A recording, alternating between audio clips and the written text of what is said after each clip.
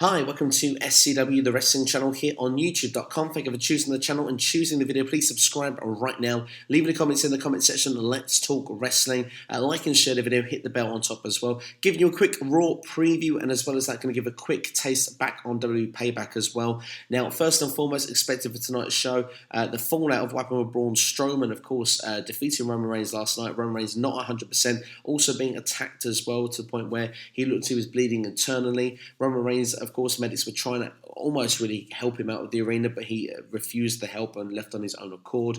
It was very strong and powerful writing the way that the show closed, although it does kind of a feeling of we've seen it before. I must admit it didn't come across as perfect as perhaps what they were hoping, but I still think that from this a lot of fans would have closed the show feeling happy, particularly as well with Roman Reigns' loss. It looks like this is heading towards an ambulance match, I reckon, for the next Raw event, so we'll have to wait and see if that does develop or not, but I think that it is going to build for an ambulance match, and that build is probably going to start tonight on Raw. There's going to be a celebration. Alexa Bliss, I'm so happy I got that prediction wrong. Alexa Bliss, the new Raw Women's Champion. Some sort of celebration seems to be advertised for Raw this evening. Of course, she wasn't happy. She didn't get it on Raw Talk last night, but Alexa Bliss, for me, she's head and shoulders above everyone on the Raw Women's division right now. Yes, she's still a little bit green in ring work, but you know what? On the mic, she is flawless. She is fantastic, and I'm enjoying Alexa Bliss's work, and she's not just going to be simply lost in the shuffle on Monday nights. We could see maybe a rematch here with Bayley, perhaps then maybe with a feud with Sasha Banks. I still think we'll get Bayley and Sasha at SummerSlam, perhaps for the Raw Women's Championship, but now that build seems to be a bit more intrigued. I'm all of a sudden invested in the Raw Women's division again, so I'm quite happy that that's how it planned out last night. I'm excited to see where it's going to go from here. Now, of course, Bray Wyatt perhaps will be on the show. A new feud going forward, the House of Horrors. Let's touch on that quickly from Payback, shall we?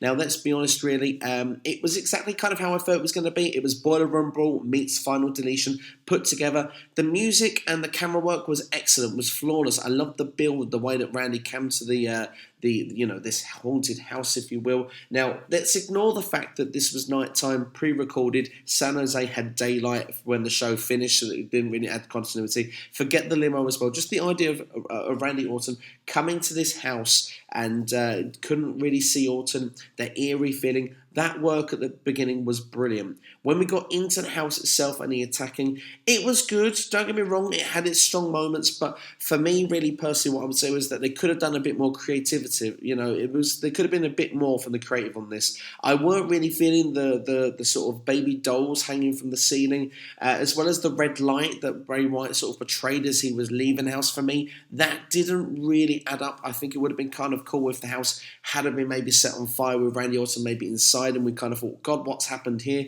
Maybe it's a bit extreme, I'm not sure, but I think it would have been kind of cool. I would have liked to see maybe a basement element as well, and perhaps a bit more of, the Wyatt family element added into this. I mean, he's meant to have followers. Where were the sheep masks? Where were the other people that aided, Bray Wyatt before WrestleMania holding Randy Orton hostage? I think all that could have been kind of cool, rather than just a fridge that, I suppose we're not going to forget that fridge, are we? Let's be fair, using that little spot. But, for me, it was okay, but I can see the fans' frustration in the arena as well. They paid the hard-earned money to see this rather than seeing a clip on the screen for 20 minutes that they could have watched at home. But as the match got into the ring, I mean, it was a big gap in between. I don't know, for me, I would just have the whole match in the house. I would have said the first one would leave the house. I think that would have been a better way to do it.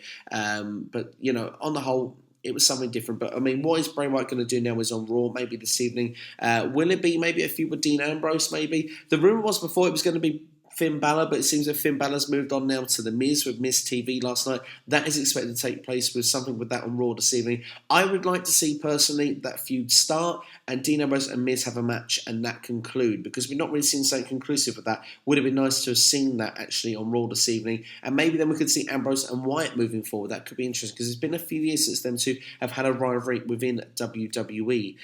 Elsewhere as well on the show, I guess we're going to get more with Samoa Joe and Seth Rollins. Maybe this could link to another match. We'll have to wait and see. And of course, the heel turn. We might get an explanation of why Cesaro and Sheamus turned heel on Raw. But of course, we did see Raw talk last night. It seemed unprepared. That's what Sheamus said, that he was kind of proud just seeing Cesaro see this mean streak come out of him. Maybe we'll get more on that this evening, and maybe that might lead to another match. It seems that maybe Extreme Rules is the next step for the Raw brand, so a lot of gimmick matches perhaps are going to be at the next event. So excited to see how it's all going to play out really on the whole. But I will say out now, it's going to definitely, for me, it has to be an ambulance match for Roman Reigns and Braun Strowman. But let me know what you think in the comments below right now. Did you enjoy Payback? I thought the event was all right on the whole. I had some good moments. I enjoyed the Hardy Boys versus Cesaro and Sheamus. I enjoyed the Women's Championship match. The House of Horrors, it was different. That's what I kind of liked about it. I liked Jinder Mahal as well, was built from this as well. Two people come out. Of course, Bray Wyatt could have looked more creditable winning without the help, but I suppose